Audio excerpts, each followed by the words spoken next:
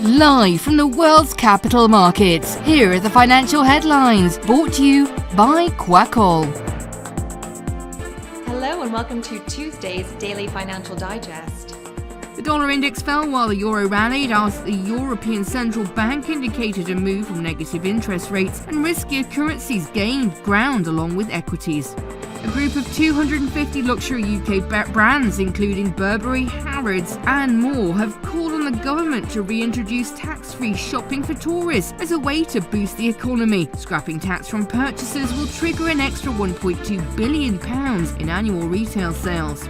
US and European stocks mostly rallied, with S&P 500 trading just above bear market territory, while the euro jumped after the European Central Bank said it was likely to fit its deposit rate out of the negative territory by September. The dollar-yen price remained largely unchanged in the last session. The RSI is giving a negative signal. The Bitcoin dollar pair plummeted 3.4% in the last session. The ultimate oscillator is giving a positive signal. The last session saw the gold rise 0.4% against the dollar. The stochastic indicator's positive signal is in line with the overall technical analysis.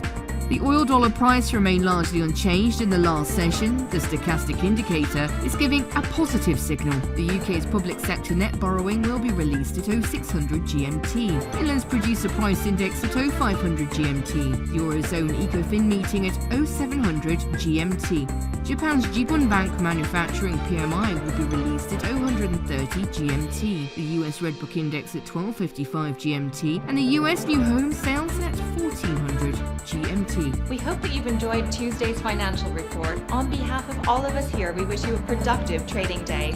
Be sure to join us tomorrow morning for the latest news and events from the financial markets.